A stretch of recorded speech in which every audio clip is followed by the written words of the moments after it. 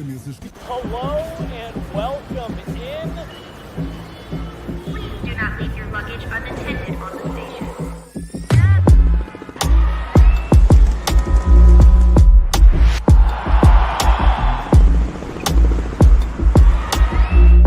Welcome to the show. Oh, Hey! hey-o. Hey! Here we are.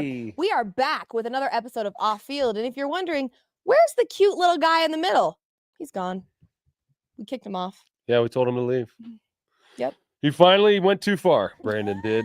He crossed one too many lines, and we said, "You're out of here, buddy. You're out."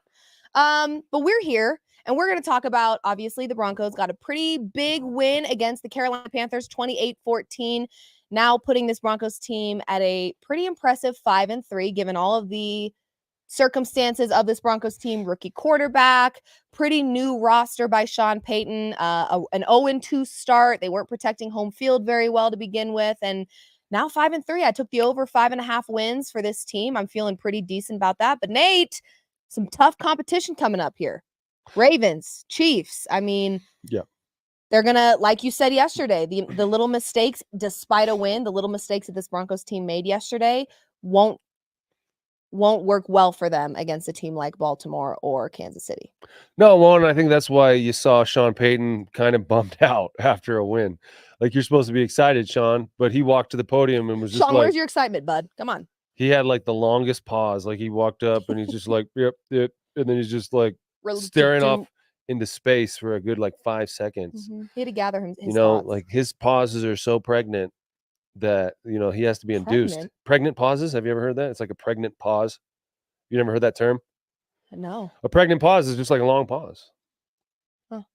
Like a bear walked into a bar, right? And he's like, I'd like a beer, and the bartender's like, why the big pause? Oh, pregnant because they're big. No, I just kind of mixed metaphors there, but I told the joke about the bear because he has big paws. Anyway, Sean Payton is like that bear with the big paws, right? He Sean Payton likes to pause. Pregnant pause, I guess. All right, we'll go with it. All right, pregnant pause. Sean Payton clearly. Chat, get in here and let me know if that made any sort of sense to you, because I'm pretty sure it didn't. But anyway. It did. It made sense. The chat knows what I'm talking about, Liv, even if you don't. Sean Payton, Sean Payton like he's not happy. He was not happy with that win. No. Why was he not happy? Because there's 2 fumbles from his receivers. Yep. He left points on the board. Sean Payton wanted to knock these motherfuckers out. Woo! Okay? He wanted to put up 50 because he could have, because they sucked that bad. Yep. The Saints scored 40 on him. The Panthers scored 40 on him without Jaden Daniels. He wanted to be in the 40 club. That's right. But they ended up with 28 points, and he was upset by that. And he knows, like you said, that there's better teams coming down the pike, and he's going to have to they're going to have to play better football to beat the Ravens on the road, to beat the Chiefs, because they are trying to beat the Chiefs, right? The Chiefs are undefeated. Yeah. And while there were some good things yesterday, some things that I think that we can feel really good about and that we're going to talk about, for a coach like Sean Payton, he's a perfectionist. Yeah. And he cannot see those good things. He sees the bad things. In that press conference, every time he was asked a question, like a positive question, he's like, yeah, but he also screwed this one thing up, you know? So, like, that's the stuff he dwells on. It's a little bit of a bummer to play for a guy like that, but also you're going to be good. Yep. Because nothing's ever good enough, you know? And ultimately, isn't that what a coach is supposed to do? Like, hey, that was never be satisfied. No, that was good, but you're better than that. Correct. You're better than that, you know? And I miss that about the sports world, hearing you're better than that. Now in the real world, the only time smoke up asses. Well, the only time I hear you're better than that now is from my wife after, you know, I do the dishes. I love this woman. Yeah. I think she's fabulous. Never met her, but I do love her. That's a fact. But they are better than that. He wants to demand better. They have to be better if they're going to beat the Ravens and the Chiefs. But I think there's an opportunity for them to do that. Yeah. I mean, let's not forget, a guy by the name of Derrick Henry still exists. Oh. Okay, and I love our defense. But they just stopped Chuba Hubbard.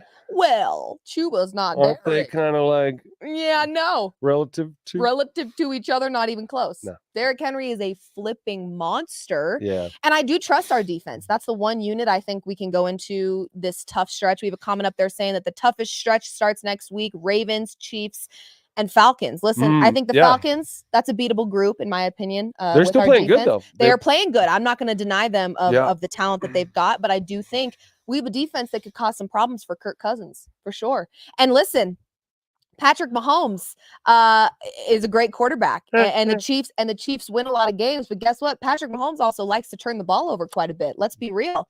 And PS2 loves a quarterback like Patrick Mahomes if he's going to turn the ball over. So there are holes in all of the teams that this Broncos team is about to face. These very tough teams. We just saw the Ravens take a tough L to Jameis Winston. Yeah, I think that Bo Nix is in a position where he plays smart enough football that I do trust him to play a similar game to Jameis Winston. You know, we know Bo Nix is a hard quarterback to sack. He was better in the pocket, which was very, very fun to see against this Carolina team. Now, yes, Carolina is not Baltimore. I get it.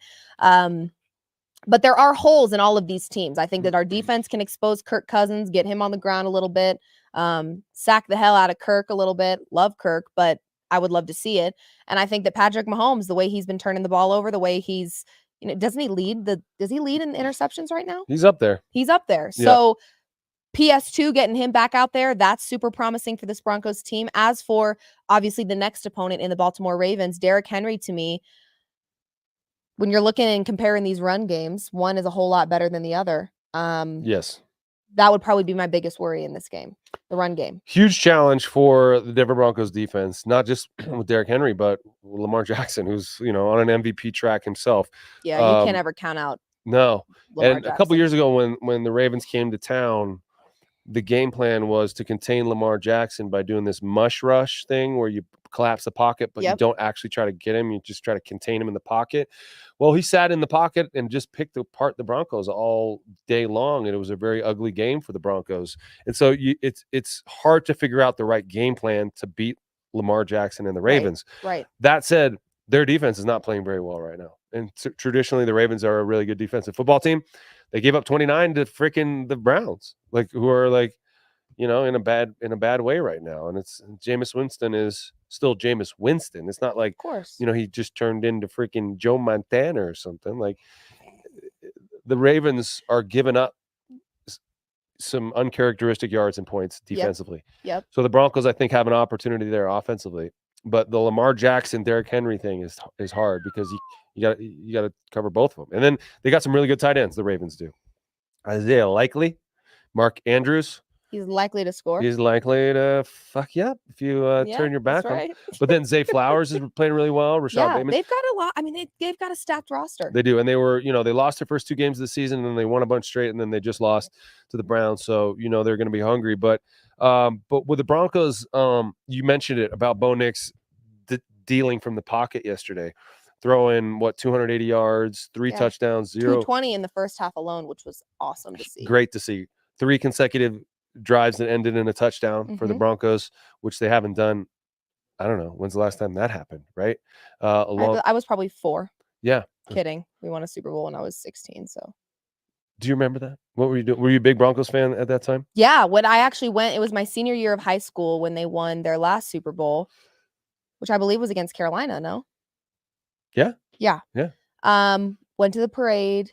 Super fun. But I actually, this is super funny because I was on my high school Palms team, and that time of the year, right, either the week before the Super Bowl or the week of the Super Bowl, we're in Orlando at the ESPN Center for our nationals competition. And so I was in the middle of dancing in between my different routines. We ended up gathering in the center. I don't know if you've ever been to the ESPN Center out there. It's very cool. They have these huge TVs. We ended up gathering in the main area and watched the Broncos win a Super Bowl. Wow. You and your Palms team. That's right. What is a Palms team? It's like the high school dance team, the ones that are on the sidelines doing their little dances, the halftime So not dancers. the cheerleaders, but why do they call them palms? Like your palms? No, because of the palms. So you have pom-poms? Pom-poms. Isn't that what cheerleaders do? They hold the same thing, but cheerleaders do more of like the stunting and the tumbling. You guys are just dancing. So why waste your time holding pom-poms? Because it's so spirited. If I could hold pom-poms on this show, I would. You can. I should. You should. My high school had a dance team. We just called them a dance team, and they were like really, really good. But they didn't wear. You have pom. It was like a freaking real. Well, you know what? We were actually called the Arapaho Toms because Arapaho is linked to an Arapaho tribe. Yeah. That's why we're the Arapaho Warriors, and they Oh, the beat on the tomahawks? drum. They beat on the drums with tom-toms. Okay. So we were actually a play on words there, and we were the Arapaho Toms, but we were the Palms team. It's very confusing, but either way, I won state my freshman year, actually.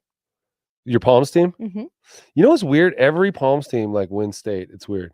Like when you talk, I'm not At saying, some point in time, yeah, they do. you like Yeah. talk to like everybody you talk to who was on a dance team, like Yeah. they won nationals. Some like, of them might be liars, but my I actually school- did win a state. I have a state ring. Wow. Because Super my cool. school was really good too. Like they won nationals. Okay, well, California is phenomenal at dance. Yeah. Like historically, when we go to nationals, so every state has, you know, their own state competition, but at nationals, I probably ran into your former high school that had a dance team there, because nationals is where everybody from across the nation gathers and competes. And Yeah, it was Super senior cool. year. They went down to the Los Angeles area, and me and some of my male friends, we went down there to support the girls that we knew and all that. A little road trip, right? No parents or anything like that, and we got in a little trouble. Was your girlfriend on the dance team or something? Our girlfriends, like our friends, were. You know what I mean? A group of us were at Disneyland and went out into the parking lot to partake in some extracurriculars and got caught in the Disneyland. Were you dehydrated? That's not why I smoked the weed. It was we got caught by Disneyland security in the parking lot, man. I thought you were drinking. Okay, Then so we you had a were. beer too, but like it was weird because they called my parents. That's not why I smoked weed. Perfect. They called my parents because I was 17 from the parking lot and told them what happened and asked my parents what they wanted, them to do, and they let us go because there's two of us were 18, two of us were 17. So they called the 17-year-old's parents, and then they kicked us out of Disneyland.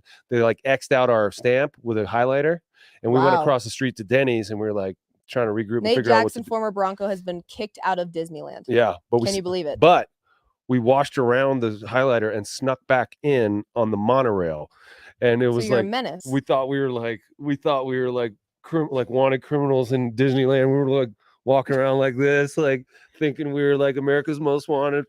But we got back into Disneyland. Yeah, which is crazy work. Anyway, you live, you learn. Yeah, I learned my lesson there. I was a young little knucklehead, but dance team, Broncos. Yeah, Let's so I get back got to it. that. So I do remember the last Super Bowl that the Broncos won, and it was very cool. And obviously, Super Bowl parades are super exciting. And I've also lived now through the Avs winning and the Nuggets winning. So I've been very blessed. And in the same year, actually, the Avs won. Then TCU made it all the way to the national championship, which despite getting curb stomped, still very cool to watch an undefeated season by your alma mater. And Big 12 championship game, if you know, did not go as I had anticipated. But to even be able to be a part of that, I did go to the TCU Michigan game. Hands down, that is one of the best sports games I've ever been to in my life. It was phenomenal. So yeah, then I had TCU, then Nuggets. So I've been pretty blessed with my teams to watch some cool sports in the years that I can actually remember it. And yeah. Is it out of pocket to start talking about the Super Bowl for the Broncos? This year? Yeah. Yeah, it's out of pocket. Why? They're in the playoff hunt, and if you make the playoffs, you can make it to the Super Bowl. There's nothing that's going to stop you. If you can get in, you can go on a run. The reason why I say that with some confidence is because not that the Broncos are going to win the Super Bowl, but that anyone who makes the playoffs can win the Super Bowl. The reason why I say that is because the year that in 2005, when the Broncos, that team I was on, went to the AFC Championship game, we hosted the Pittsburgh Steelers in the AFC Championship game, and they were the 6th seed. And at that time, that was the last seed. And they had gone on the road and beat everyone. And then they came here and beat us. And then they went on and won the Super Bowl because they got hot at the right time. And so what's to stop the Broncos from getting hot at the right time? Maybe they go into Geehaw Stadium in Arrowhead in a couple weeks. I hate that effing name. Geehaw! That's horrible. And but you make a great point. Get momentum, the right timed, perfectly timed momentum is a weapon in and of itself. Like, yes, have a good roster, be well coached. Defense wins championships, which the Broncos have, and finding your momentum at the right time, it absolutely matters. So I'm not saying it's impossible. I'm just not going to get my hopes up as a Denver sports fan because I know better. Well, the Chiefs are the clear favorites, right? Of course. If the Broncos can go into Kansas City, I'm not going to keep saying Geehaw, even though it's the stupidest freaking A. That's horrible name. But if they can go into Kansas City and give them a game. I mean, I'm not saying that they got to go beat them, but that would be great because Yeah. they're gonna get it. They're gonna see him here on January 5th, I think that's their final game of the season, right? 2025. Yeah, and just before that's the Bengals, I believe. Like Is their it? Yeah, last yeah, yeah. stretch of games, I think Yep. is like Chargers, Bengals, Right. Chiefs, or Yeah. something like that. Yeah. So if they can go into Kansas City and give them a game and maybe get them on the ropes, if they beat them, great. But that could be a preview of a playoff matchup. If the Broncos end up making the playoffs, win a game, they might end up It's fair. in Kansas City for a playoff game. And there's familiarity there. So that actually goes, works in your favor when you're familiar to going to that stadium and playing these guys and what it's going to be like, the travel, the hotel, the locker, like you're used to it. It feels like another divisional round or divisional game, and you can go in there and try to get the win. But Kansas City, they're like 13th prior to this week. They're 13th in the NFL in scoring and undefeated. They find ways to win. You were talking about Patrick Mahomes being a turnover machine, but he always just plays just a little bit better than the other quarterback. Yep. And finds a way, and that's all it takes. I do feel like the Chiefs right now, and I don't think this is an unpopular opinion by any means, because I think that a lot of people are watching the same Chiefs team and seeing the same thing. It feels like the Chiefs, yes, they're undefeated, but they're playing just good enough to beat whoever they're matched up against. I don't look at this Chiefs team and go, that's the Super Bowl. That's a Super Bowl contest. I don't watch the Chiefs and just based off of what they're doing, do I put them as a favorite to go back to the Super Bowl? And even win. though They're just 7-0? good enough. I just think they're good enough to be 7-0 against whoever that they're playing. I think that there are other teams I would rather put my money on to go to the Super Bowl in the AFC over the Chiefs right now. And who's that? The Ravens, or I think if the Texans can build their momentum and time it just right, I would pick the Texans over the Chiefs. Man, the Chiefs just have the Ravens number. I know, which is so sickening. They went in there last year. Ravens were the number 1 seed. It does feel like there's a lot of teams whose hump that they've got to get over Is the Chiefs. Yeah, not my Which hump. sucks. Yeah, no, because sucks. they play their best football at the right time. They go, in December. What's it going to take to make them losers again, huh? That's no a good Patrick question. Mahomes, no Andy Reid. No, it's a good question because the Broncos have to figure that out. Yeah. Sean Payton is here for the long haul, supposed to be. And Andy Reid, he's talked about retirement, but I don't think he wants to go anywhere. What else is he going to do? Not as long as he keeps winning. What the fuck is Andy Reid going to do with his life if he's not coaching football? I could see him being like fisherman. Yeah. Yeah, but he would not be happy. No, I think this is his calling for sure. It's his too family. good. He's too good at it. Yeah. So you got to figure out a way to beat those guys. And by the way, Sean Payton did last year. They beat him. They beat him. Got over that 15-game losing streak to the Chiefs, right? So you can do it. You can do it. And the question, like the 49ers have lost 5 straight times to the Chiefs. Mm-hmm. The Ravens can't beat the Chiefs. The Bengals, the Buffalo Bills can't beat the Chiefs. So maybe it's the Broncos that can. And you might be right. And honestly, the momentum thing that you talked about is wildly important here, because the Chiefs did not start off their season trending towards a Super Bowl, and they went to a Super Bowl and they won the Super Bowl. Last year, the team that was trending towards a Super Bowl was the Eagles, and by the end of the season, I don't think they were on many people's radar as the clear Super Bowl contender and or winner. Yeah, you don't want to peak in October. Maybe we're seeing the Chiefs peak in October. I hope so. And they're slow. Their regression starts now against the Broncos. Yeah. Not next week, but the week after. In Geehaw. Yeah, in Geehaw Stadium. I mean, sounds good to me. Yeah. Yeah. The last time the Broncos went on a 2-game road trip, they went to Tampa, they went to the Jets, and they beat both of them. So maybe there's do it again, fellas. Yeah, I mean, they've won 5 of 6. They've won 5 of 6 after starting 0-2. So the Broncos are feeling good about themselves. Bo Nix dealing from the pocket, looked really comfortable back there. I'm sure he's heard the criticism. I'm sure Sean Payton has as well. Sean Payton's tenure in New Orleans was about throwing the ball. Yeah. And putting up crazy numbers. They would average like 400 yards a game. The Broncos had 400 yards yesterday in the game, while prior to that they were averaging like 250 a game, pretty low. Passing offense yardage wise prior to yesterday, 29th in the league. Yeah. Sean Payton hates that. that's why sometimes he's just like not happy with the win because Yeah, he wants big numbers, and he of knows course. whether it's his ego that just wants big numbers just so everyone talks about what a genius he is, or he knows that you're going to have to play a lot better in the games that matter. He did mention that yesterday. Like he told his team after he goes in the locker room after the game and he's like, yeah, don't feel too happy about it. That was a shitty team, right? And we're going to need to play a lot better. He said something like, we're going to play in bigger games. Yeah. And we need to play better and not make those mistakes in those big games. So he's been in those big games and he knows that those mistakes will cost you, right? So he's trying to get these guys ready for that in year 2 of Sean Payton's tenure. Year 4 in New Orleans is when he won the Super Bowl. The first year they made the playoffs, went to the NFC Championship game, but years 2 and 3, they didn't make the playoffs. They went 7-9, 8-8. It was year 4 where it really happened. So I think the Broncos are building towards that sort of, I don't know if it's a Super Bowl win, but it's a sort of year in, year out, like competitiveness with that, making the playoffs, getting to the championship. They got some teams that they're going to have to contend with. The Chiefs being, the Ravens, like those teams are not going to go away. Yeah. Josh Allen and those guys, Joe Burrow. Although Joe Burrow and those guys, they're not that good. They're not that good. They don't feel threatening at all. Honestly, I think it's important for the Broncos to have a coach that can look at a win and still say there's a lot that we need to fix here. Yeah.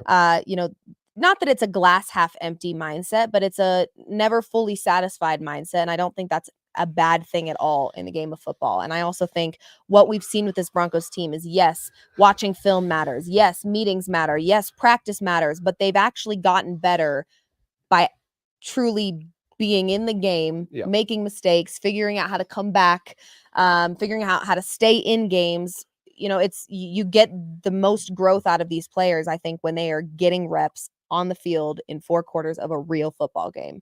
Practice, of course, matters. Film, of course, matters. But those are the moments where we've seen this Broncos team grow the most.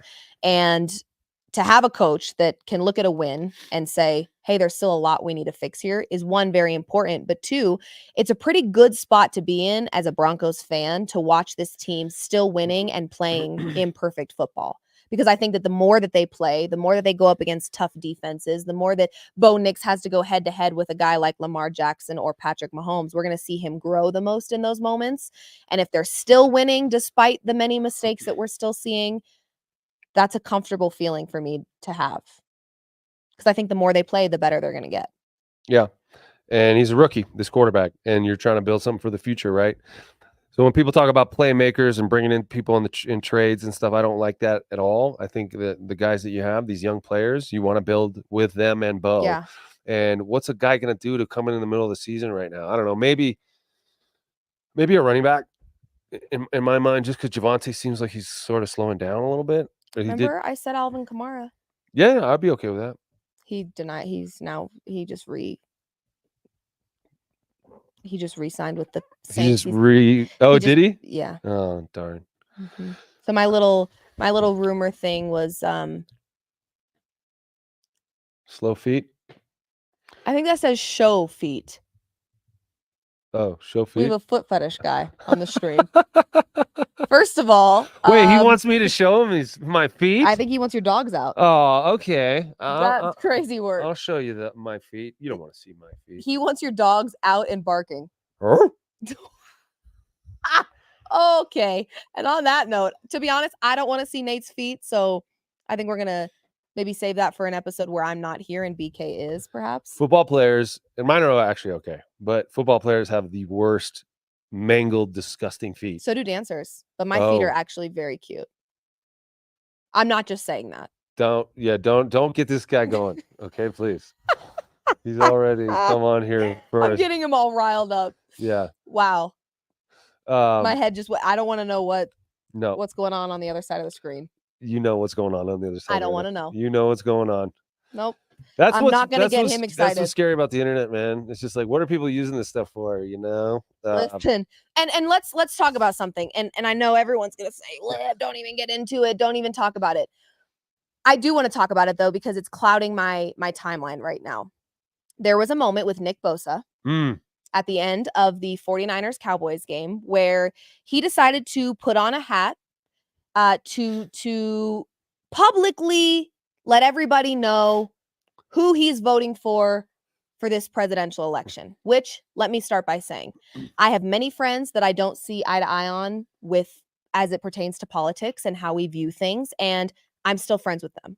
I've never been the type of person to cut somebody off because we don't see things politically the exact same. I'm not big on that because I do think there once was a time where who you voted for was nobody's fucking business. And I really wish we could get back to that. I grew up under the, having the conversations with my parents of you never ask a woman how much she weighs. You never ask people how old they are. You never talk about how much money you make. You don't talk about who you vote for. And honestly, even religion, not necessarily anybody else's business. Now, here's my only issue with what happened.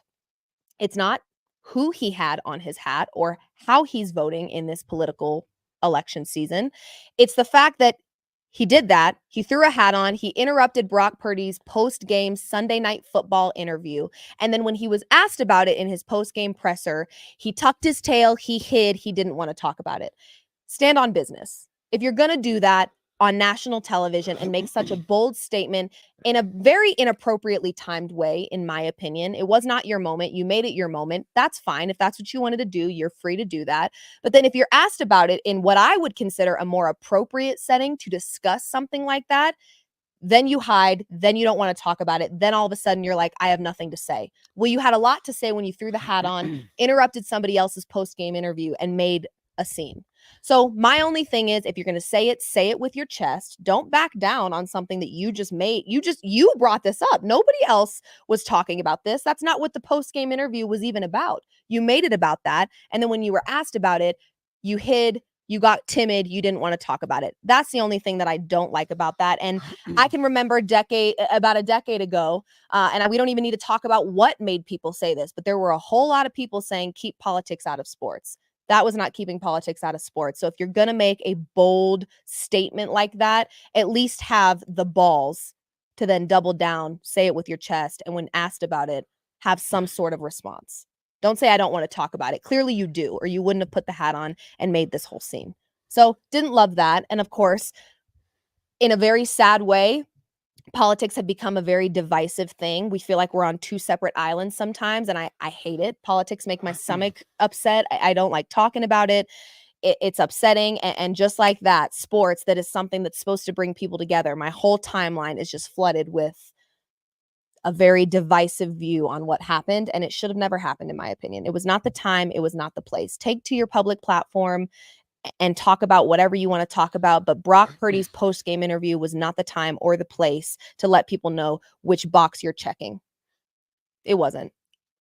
I agree with and that. if you're going to do it, puff up your chest, be a man, and double down on what you did. But don't be like, I don't want to talk about it. Really? You didn't act that way 20 minutes ago. So that's weird. When I was a player with Mike Shanahan, he had some rules for us. And one of them was you don't use your platform to talk about politics, business, religion, that kind of stuff. His son, Kyle Shanahan, is coaching the Niners. Mm-hmm. You got to think Kyle has a sort of a similar set of rules. And so there's a chance that Nick Bosa did that and then realized I shouldn't have done that. I need to stop talking about this. Or someone said, what the fuck are you doing? Put that hat away. And so he did, you know what I mean? So there's that. Maybe he wanted to talk about that and realized that it's not the forum to do it, but too late. You just put on the hat, right? I remember when it was 2008. I was in the locker room here.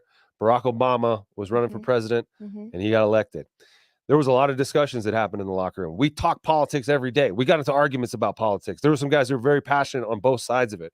And then no matter how heated it got, we'd go out on the field and work together and focus on a common goal. And that's what sports is able to do. Because like you said, I had political discussions with people who I disagreed with all the time. Often. But then they were my buddies and we go out there and I love them like brothers. If I were to see those guys today, I have no ill will towards them because of what they think politically and vice versa. They love me because of what we went through together that is bigger than who you're voting for. I am also from an era when you don't tell people who you voted for. It's not about like, what are you flying flags for? I have a lot of people that like to assume they know how I'm voting. And I just sit back and laugh because not one time have I ever gone on my platform and let anybody know what side I lean towards. Not once, not one time. There's probably the only people that know how I feel about politics are the people that need to know.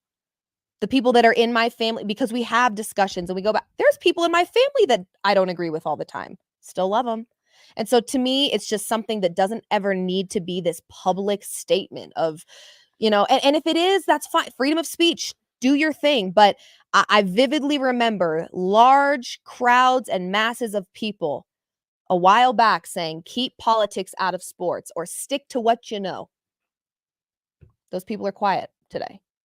I don't like that. Don't use certain moments that fit your personal political agenda and get loud about those. But and isn't that what quiet. The internet is? It is 100%. There is no 100%. it's all hypocrisy. It's all calling the other guy out. It's just it's all calling someone out for doing something that you also do, and that when you see the opportunity, you do it yourself. Yeah, and you don't stay aware of that contradiction. I just don't like it. I woke up feeling kind of icky. Like my son, I hate that.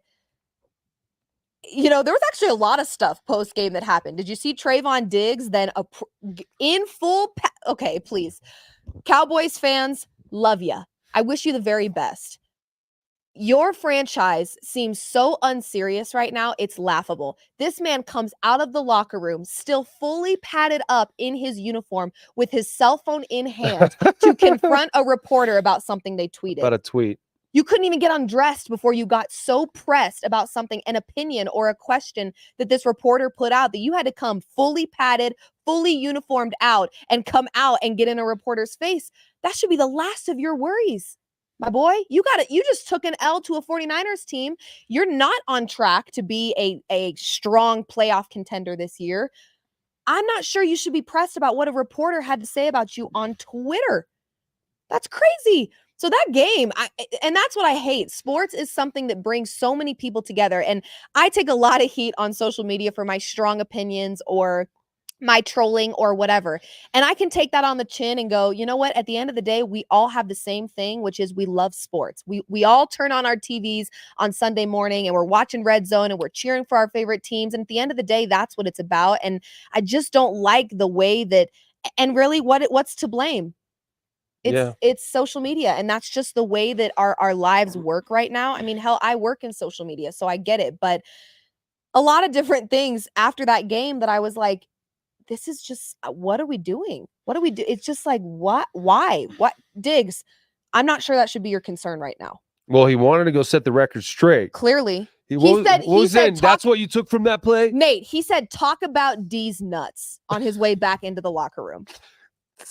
Sick burn right there. I mean, he also said, like, I can play this and you can't. Like, you can't do what I can do. Yeah, that's why I'm here, asshole. Like, of course. I would hope you can play this game better than me. However, there is something like, I'm not sticking up for him, but there's a lot of frustration in the way social media creeps into everyone's life. Absolutely. And you're trying to brand yourself, you're trying to stay, and then you just see it all. You see all this shit talking. I get it. Because you never confront these people in real life. They're always just there talking, saying things that with their thumbs that they wouldn't say with their mouths, right? Of course. But the reporter did stand on business. Yeah, he said, he did say, I'd love to talk about it. I'd love to have the conversation right now. So it's not like the reporter was like, oh, sorry, man. Oh, sorry. I didn't mean to talk about you. It's like, he was like, let's talk about it. And then for Diggs to not want to, if you're going to come out with Arthur fist mode with your phone in your hand and be all pressed, still fully padded in your uniform, and then the reporter gives you an opportunity to discuss it. Yeah. But then don't walk back into the locker room and say, talk about D's nuts. What did we gain from that conversation there? Nothing. You know what I wish? I wish athletes spent some time talking out ideas and learning how to articulate arguments, concepts. They don't have media training. And so a guy like him steps into that arena and he doesn't have the words to say what he wants. But imagine if he was super articulate and just was able to just boom, boom, boom, boom, boom. Oh, you want to talk about that? I'll explain this.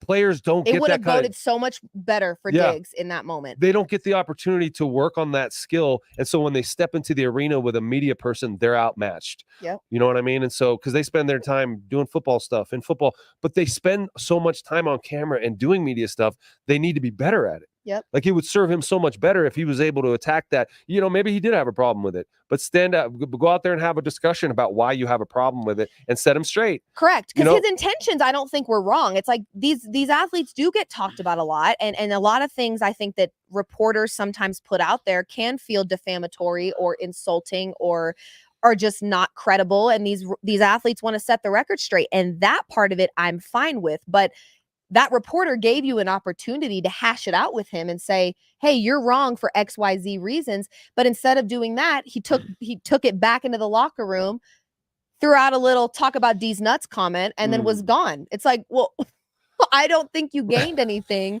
from coming out fully padded with your phone in hand. There was no progress made. It was just him taking a stance saying, keep my name out your mouth and talk about D's nuts instead. Yeah. Well, first of all, I don't think the reporter wants to talk about D's nuts. No. Just a guess. Yep. Just a guess. I don't think they want to talk about it. And at the end of the day, you also have to remember that these reporters, 90% of the time, there are some bad reporters out there. I have built my brand on just being very opinion based. So, I can make an opinion about how Russell Westbrook's going to save the Denver Nuggets. And then I can be 2 games in and say, I was dead wrong. Hello, here we are. I look like Boo Boo the Fool. Fine, whatever. But a lot of these reporters are just going based off of what they see, and what they see right now. I think this Cowboys team is just having a hard time looking in the mirror because they don't look great right now. They're losing to teams they shouldn't lose against. And so I think some of Diggs' frustration was more misdirected. Yeah. I think there's frustration that just lies within that organization of like, WTF is going on here? And it was misdirected towards somebody that was ultimately just doing their job, and then gave Diggs an opportunity. Hey, let's go back and forth here. I'm willing to hear you out. And I hope you're willing to do the same. And Diggs said, nah, talk about D's nuts. Frustration in that locker room. Has to be. And the Cowboys continue to fall well short of expectations. Their offense, CeeDee Lamb had a great game, but other than that, nobody's really doing anything. Their defense can't stop a nosebleed, as they say. And Mike McCarthy's got to be probably, coaching his last year for the Cowboys, Right. unless they turn things around, and I don't think they're going to. And so that's a reflection of how frustrated they are in there, and just kind of when you turn your ire, it's like Ryan Leaf directing his ire at the reporter who pissed him off, but at least that reporter was standing in front of him asking him questions. Now I think there's a feeling that there's a lot of snakes in the grass with media members and players. And you know what? There are. Yeah. There are. And everyone can have bad. a podcast. Everyone can have this and that. Everyone can have a Twitter thread and, like all this shit. And it's like everyone's trying to, it's engagement farming, right? Who can get the most action? We're part of it right now.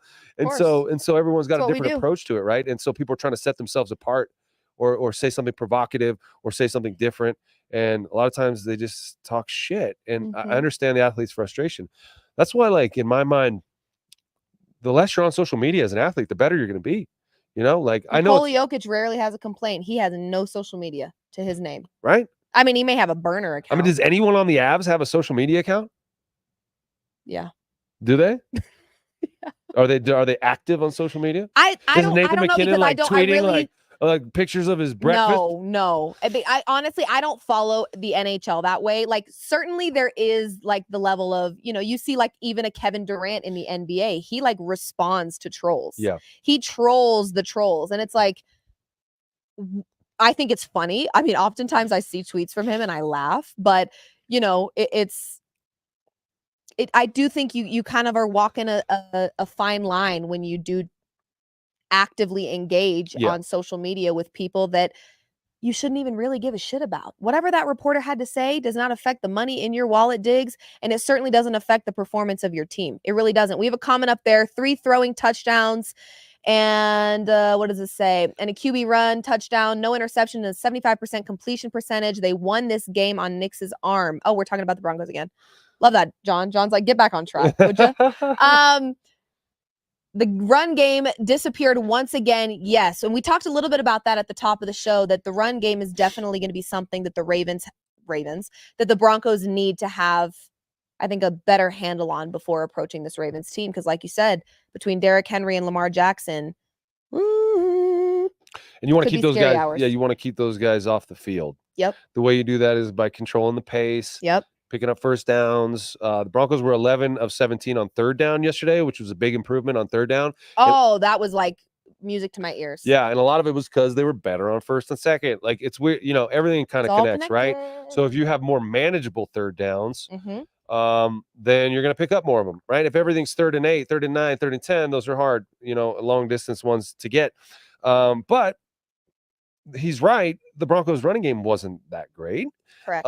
The running game is going to have to improve. Which is disappointing because it was so much better against the Saints. So I was just hoping we could see that be built on. And again, I think the game plan yesterday was to torch him through the air. That was what they wanted. I mean, because I do think that was part of the offense that needed the most work. Yes. And you're playing a JV team here. Exactly. So this was a good game for them to kind of, have Cortland Sutton through the air. Let's do some funny little things here and see how they work before we go up against opponents where we can't really be trying new things out. You can't do that against the Ravens. It's not going to work. No. And the Panthers weren't happy. They thought Sean Payton was running up the score by doing the trickeration and stuff like that. They didn't like that. They were talking shit to him after the game. I saw that. Yeah, there was one of the safeties was getting Bo Nix's face in the game. Like, I was like, what? I've never understood that because in the NBA too, there have been times where players will go, in their post game presser and they'll talk about like, I thought it was so disrespectful that up by 15, Zion Williamson dunked on us. It's like, well, then don't let him dunk on you. Yeah. I mean, what do you mean you're mad about him dunking? Like, first of all, you already knew, you clearly checked out because nobody followed him down the court to attempt to stop the dunk at all. So what are you so upset? It's just, and I get it. It probably does feel like salt on the wound a little bit. Like, damn, you're already winning. You don't need to rub it in our face. Yeah, but 28-7, that's not that big of a lead. That's what I'm saying. Let's put up 40. I know Sean Payton wanted to put up 40, and that's why he was pissed off because he didn't. Right. They had the chance to do that. They did that Cortland Sutton play where he threw the ball. They faked the field goal. That didn't work out. I don't know why they don't just let Will Lutz kick a long field goal. Like, he seems reluctant. It's probably good practice for him to do that anyway, because there could be game time moment where it's do or die, and you need Lutz to break some records. Yes, so give him some practice at that. This is the best place to be a kicker because the air is thin. All the field goal records get broken here. I mean, I think Jason Elam same kicked thing with home runs, a 63-yarder, and then Matt Prater kicked like a 64-yarder here. This is a great place to be a kicker. If Will Lutz has a 58, 59, 60, let him kick that. Yeah, he can make that. Brandon McManus, he tried a freaking 70-yard. Well, that was in Seattle. You remember when Nathaniel Hackett in the first game? No, that was last year. That was Sean Payton. Was it? You guys remember? Sean Payton kicked off the season with a onside kick. Oh, that's right. That stressed me the F out. I was all right, balls of steel. Okay, no, this one was Nathaniel Hackett's first game in Seattle, where they elected to, instead of go for it on 4th and 5, try to kick like a 60-something, like 7-yard field goal, and obviously he didn't make it, and his tenure was off to a bad start, and it didn't go well. He was fired before the season was over. Bye-bye. Yeah, bye-bye. But Sean Payton, not a big fan of the long field goal for some reason. Clearly. And I want to see Will Lutz try for that stuff because I think he's got the leg for it. But yeah, I think the Broncos have some things to improve on, but the passing game looked really good. Cortland Sutton had 100 yards receiving. It's been a while since the Broncos receiver has had 100 yards receiving. Adam Troutman looked good, caught 4 balls for 82 yards. National Tight End Day. National Tight Ends Day. They were doing their thing. Yeah, every Sunday should be National Tight Ends Day, if you ask me. They should get them more involved, is what I mean. They don't need to be celebrated. They need to be thrown to, because why are you rolling your eyes at that? Oh, I'm sorry. I didn't even realize I was rolling my eyes. Okay. Well, it looked good, right? It looked good. No, honestly, Nate Atkins scored a touchdown. For the Broncos specifically, they should absolutely treat every Sunday like National Tight End. No, I don't want to celebrate Travis Kelce and George Kittle. That's what I'm saying. That's why I was like, okay, but come on. Yeah. But for the Broncos specifically, absolutely, because that has been a weak spot for the Broncos, is not only finding healthy and reliable tight ends, but also using our tight ends offensively. And on National Tight End Day, we saw the best tight end performances by the Broncos. I actually took Lucas Kroll to end up in the end zone. And he happened to be the one tight end that didn't. But that's okay. I was happy to see them I was happy to see our tight ends more reliable offensively, and Bo Nix finding them again. 11, I guess technically 10 receivers he found, because one of the 11 was Cortland to Michael Burton. There you go. So But anyway, I mean, it was a more diversified offense yesterday through the air is what it felt like, and I loved seeing that. Yep, and Bo looked like his. There's been some criticism about Bo and his arm talent. Does he have a strong enough arm? And it seemed yesterday as if his arm is plenty strong. And I've always said that because look, the best quarterbacks in the history of the game aren't necessarily the strongest armed quarterbacks. Yes, Right. John Elway had like a howitzer for sure. Yeah. But like Joe Montana, no. Drew Brees, not really. I've got a crazy strong arm. Peyton Manning, yeah, well, exactly. Like and you're not a very good quarterback. It's just too See? strong. Exactly. It's just too strong, right? Yes, exactly. Like some of the best, like DeMarcus Russell had a really great arm. Do you know DeMarcus Russell? Yeah, he was the Raiders quarterback who was drafted at LSU because he threw the ball like 70 yards on his knees. When was that? Back in when the dinosaurs roamed the earth. Okay, then yeah. This was probably like 2000s, in the 2000s. Oh, so I was alive. You were alive, but you were I was like probably only watching Broncos when I was. he played for the tall. Raiders. Yeah, so I wouldn't have known him. Yeah, why? They played the Raiders. Yeah, I don't care who's on the other side of the ball. At that age, I just wanted the Broncos to win. I wasn't paying attention to football like that. All right. Have you heard the name Jeff George? Do you remember that quarterback? He was even before that. Really strong arm. So then how the hell would I? I'm just saying he's an example of a really strong arm guy. He goes, let's talk about the dinosaurs. Oh, you didn't know them? Let's flash even more forward to what was before the dinosaurs? Nothing. Let's flash forward to nothingness. Dinosaurs. My son's super into dinosaurs, and oh yeah, he's 4. I mean, I was gonna say that's pretty popular at that age. But like he makes me tell him these stories before we go to bed every night, like where he's like a superhero with his friends and they do something like they save the day or something. But this story I told him once that he really wants me to keep telling, and he wanted me to tell it last night was when, and I made it up. It's a pretty good story. Where him and 3 of his friends, they become superheroes, and then they have to go back in time and save the dinosaurs from being extinct because the asteroid hit the Earth so they have to go back in time with their laser guns and shoot the asteroid out of the air and blow the asteroid up so it saves the dinosaurs. Oh, and so does he love the story? Yeah, he does. And the cool twist about it is like they do that and then they hit the back. It's a washer dryer combination. That's the time machine. And so they save the dinosaurs. They get back in the time machine and they come back to present day. And then they go back to the playground and they're playing and they see a pterodactyl fly by. He's a great storyteller. But my son like thinks that it's because the pterodactyl jumped in the time machine with him. He's not understanding what I'm saying is that you save the dinosaurs. He'll get it soon. So now they're still here. The more you tell the story, he's going to be like, now I get it. Yeah. But T-Rex had a great arm. He's just throwing lasers. Real small. Yeah, T-Rex arms. Real short, real fast. Speaking of T-Rex arms, Troy Franklin on those deep balls a little bit. He's got a little T-Rexy. Little T-Rexy, right? Little T-Rexy. He's got to open it up. He's not seeing it. He's not seeing it into his hands. You really got to watch it. And Troy Franklin having a hard time tracking that deep ball. Yeah. Gets behind guys. I mean, he's so fast, but he's got to catch those deep balls. I think LJ also has a tough time tracking it, but that's also because he gets some tough passes. That one was, yeah. He really tried his best. Really, yeah. He was doing some neck stretches on that play. I was like, oh yeah, that put him in a tough spot. Yeah. But I like this receiver core actually. I actually do. They're growing on me. Yeah, me too. And it's not full of big names, but what are the big name guys even doing right now? Like Tyreek Hill, what's he doing? Devontae Adams, what's he doing? Like you don't need big names. What you need is chemistry and working together. And this, like you mentioned, 10 different receivers, 11 if you want to count Michael Burton's catch from Cortland Sutton. These guys are sharing the wealth. There's not one guy who's getting it all, even though Cortland Sutton had 100 yards. Best, yeah. 8 catches, 100 yards, looking like a beast. He's a freaking beast, man. Like being down there, this guy is just like all muscle. He's so physically imposing. I want to see him be a little bit more physical with these corners in the running game and really toss him around a little bit. Be more physical, then get the ball in your hand and fuck somebody up, man.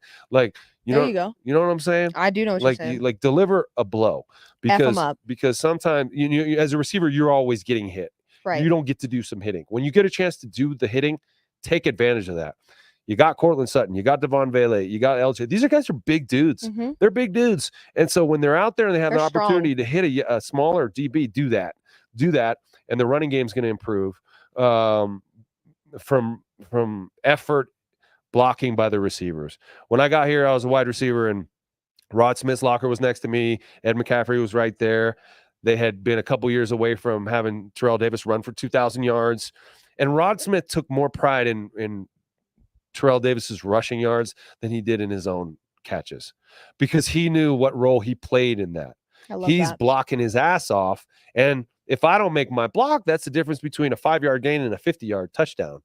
And you see that on film. I mean, you go back and look at these guys who half-ass a block, and I'm not saying in particular, but when you watch football plays, there's a receiver who misses a block or doesn't go and try to dig out the safety, and the safety comes up and makes a play. Whereas if I'm hustling, trying to make this block, and I get there in time, the running back uses me, and he bounces off, and he's gone.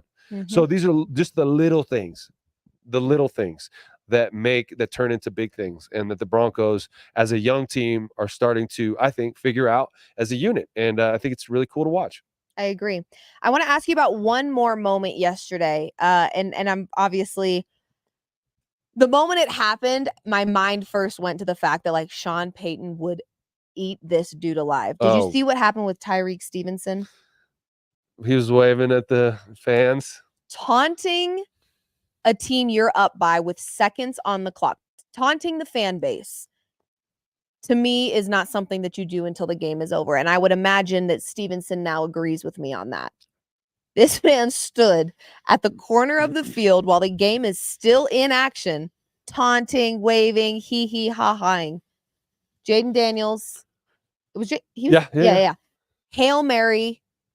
And then not only did this man have to then go, oh crap, maybe I should stop talking shit and get in the game, but then the ball bounces off of his hand into the arms of a Commander's receiver for a Hail Mary, end of game, touchdown, Bears go down. I mean, he did take to his social media to say, to Chicago and teammates, my apologies for lack of awareness and focus. The game ain't over until zeros hit the clock. Can't take anything for granted. Notes taken. Improvement will happen. # bear down.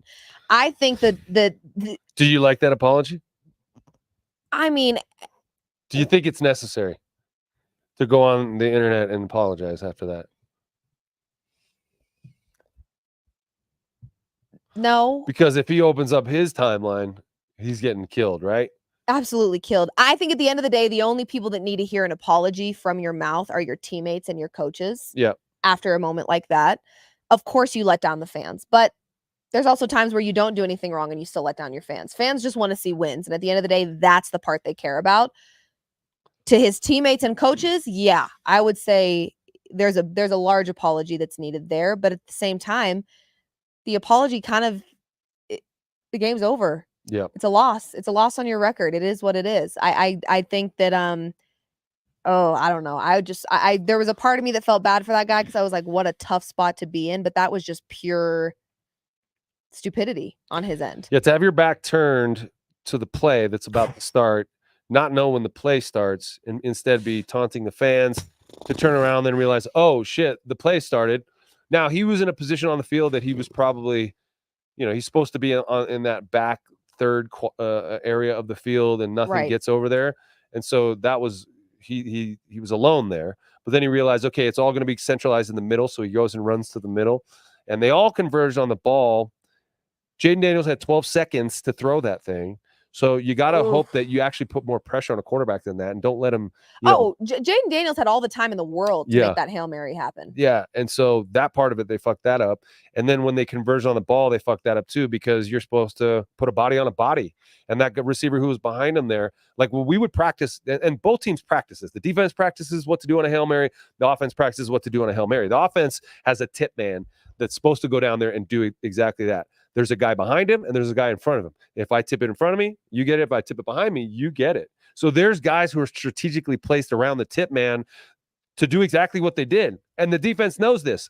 And so they're supposed to put a body on that guy behind and box him out like a rebound in basketball. But there was literally no one there. Everyone converged on the ball. And the magic happens. That's why we love the sport, right? Because things like that can happen. Oh, gosh. If you're a Commanders fan, that was about the highlight of your probably season. I mean, what a play by Jaden Daniels. Just an ending to a football game, period.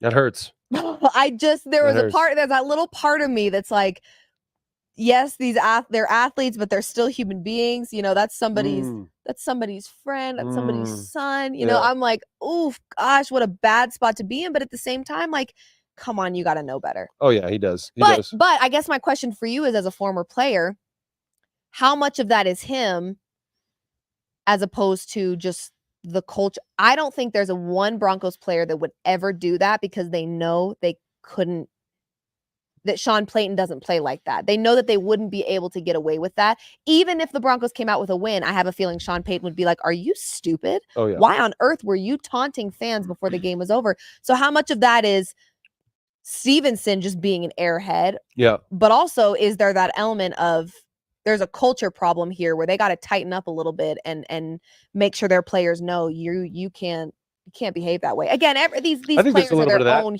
They're Yeah. their own Yeah. functioning people. They can do whatever they want at the end of the day. But I feel like he felt way too comfortable to behave that way.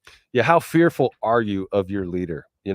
Because like Not enough, clearly. no, because Shanahan was a disciplinarian, and like the stare, like you would never do anything like that. Just from the stare you would get from him after, and then he would call you out in meetings. You come in the next day, and you would get absolutely ripped. And so Sean Payton, I imagine, would be a similar kind of coach. Eberflus seems like a little bit more loosey-goosey over there, but at the same time, they won 4 straight before losing this game with the Commanders, so they're probably feeling themselves a little bit too, and a little bit, and then they thought they were about to win their 5th straight. All they got to do is bat down this Hail Mary, right? How easy is that? And then he gets lost in the moment a little bit. There's maybe a fan who was getting in his head, so he had to taunt back, and he'll never do that again. And again, we can connect this now to the Denver Broncos, which is that Sean Payton, even after a win against the Panthers, he still is unsatisfied, And I think when you allow your team to kind of ride that we've won 4 straight high, that's typically when you let your guard down just this much, and that's all it takes in the NFL. And then you get caught with your pants at your ankles, and you're embarrassed, and you take an L in probably the most brutal fashion possible, which is a Hail Mary. Because your DB was taunting fans before the game was over. I mean, come on now.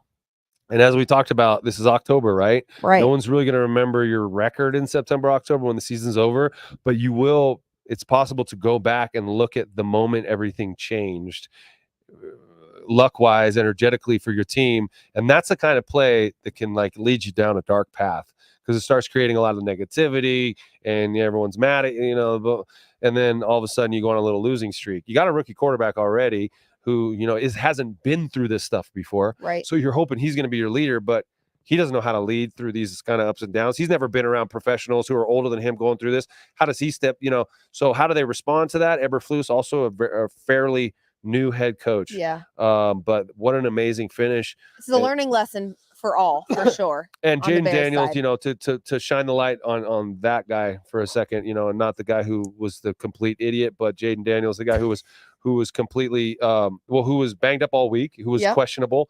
And he's just kind of like a really sweet guy. And he seemes like he's very easy to root for, right? He's very, very easy to root for. He reminds me a lot of how I felt about Stroud last year. Yeah. I just good. You can just tell they're, again, I don't know these players off the field, but the way that they carry themselves, the way that they present themselves, the leadership that they show, even being young and new in the league, it's admirable for sure. So yeah, I feel similarly about Jaden Daniels that I did about CJ Stroud in his first year, where it's hard not to root for him. Yeah. It's hard not to love him. And how quickly the fate of the Commanders has changed since they sold it to a new group. Wow. Yeah. It's like the ding dong, the witch is dead. This house is clear. Now this energy is different. The dark cloud is lifted, and look what can happen, right? So those types of things matter. It's not just about the players you put on the field, but it's about the whole organization, how committed they are to winning, how positive they are, what the community's like around it. And Dan Snyder was bad news. He was bad company. He's gone, and now the Commanders are rolling. They got the right coaches in there. They got the right players, and they're playing really well. So pretty cool weekend. But I think Jaden Daniels and Bo Nix, if they stay on this trajectory, might be fighting it out for Rookie of the Year. Listen, I have a bet right now for Bo Nix, Offensive Rookie of the Year. I have that bet. It is still a ticket that is there. I actually haven't checked to see if they've given me a cash out option, because again, the books don't want to pay you money. So they'll give you a cash out option if they're like, ooh, this is kind of getting, this is getting to look, it's looking like this might be a winning bet here. So do you take the cash out options? Never that. Yeah, that's like surrendering in blackjack. Correct. But if I see all the time working for FanDuel, I get to see really cool tickets that people DM me. If you're one of those people that has like a 20 leg parlay and you need one leg on a Sunday night football game, but the cash out option is like 50,000, cash the F out and then take the winnings. If you really feel confident in the 49ers to win, then put 10 grand on the 49ers to win. But to me, flirting with that last leg when you still have the option to cash out for big money, don't write it out. You're going to be so pissed off when that leg doesn't hit. I mean, but you're going to be so happy if it does, though, Liv. Yeah, but come on. That is a scary game to play. But isn't that why you're betting in the first place? Yes, but if you could cash out for 50 grand, take that shit. Yeah. Don't be foolish. Don't be an idiot. Just saying. Okay, right now, let's wrap with this. Let me actually check really quick if I have a cash out option. $15. Take it. Take the $15, Liv. It's different if it's $15 versus like 15,000. I would cash out. I put 25 on it at plus 1,100. If it hits, I win $300. Okay. So it's not like I put like hundreds on this bet. Right. But I could walk with 15 right now. Take your 15 and go. Go buy yourself a burrito. I mean, shit, I just might. Okay, right now, best team in the AFC, best team in the NFC. If you had to pick right now, who would it be? Best team in the AFC is the Chiefs. Best team in the NFC Lions. is the Detroit Lions. Yeah. Hanging Lions. 52 on the shitty Tennessee Titans, but 52 points, and they barely put up any offense. They're just like a team, and they believe, and they care, and they're just playing with high energy, and they're fun to watch. AFC sleeper right now, if you had to pick. I have mine. Denver Broncos. No. Besides our team. The sleeper. I'm going Steelers. Yeah, they're looking pretty good. Well coached. Yeah. Quarterback room. I think there's potential on either side of that. I mean, can you consider the Bills a sleeper? I mean, I think no. They're not sleeping. No one's sleeping on them. Maybe the Texans. I think because they didn't go into the season as a sleeper, I don't consider them a sleeper. But like the Pittsburgh Steelers, to me, one that everyone was like, "Oh, please," with Russell Wilson, no way. Even though they've never had a losing season under Mike Tomlin. Correct, but people still don't want to give them kudos though. No, they don't for that, which is crazy. Well, Russell's playing tonight. We shall see. Start number 2. We shall see. It's actually Sports Equinox Day. What does that mean? All 4 major sports are happening today. We've got, I think, 11 NBA games, 8 NHL games, World Series, and Monday Night Football. Wow. So happy Sports Equinox Day, and the Monday Night Football game is going to get the best viewership, more than this World Series. You think so? Yep, I do. It's Pittsburgh versus who? New York Giants, and they suck. And more people will watch that than will watch the World Series. I mean, I don't like baseball, but that's kind of a snooze fest of a matchup there. No? I know. That's all right. Okay, NFC sleeper. NFC sleeper. Let's see. I don't know. Got to look at a list. Green Bay Packers. That's a good one. Yeah. Yeah, I like that one. They're pretty good. That's a good answer. They made, they won a playoff game last year. They got a really strong running game. Got a good coach, pretty good defense. Yep. Yeah, I think the Packers. I like that one. I think that's good. Yeah, thanks. I would say I'd probably keep my eye out on the Bucks. You think so? Yeah. They lost to the Falcons is a good one. I was just gonna say Falcons too. I was like, but the reason I didn't say Falcons is because the Broncos have to play them in 2 weeks. So I was like, I don't want to scare myself this early. They beat the Bucks yesterday. Yeah, it's true. Yeah. So Falcons or Bucks? I feel like those are good ones. Yeah, those are good ones. Okay.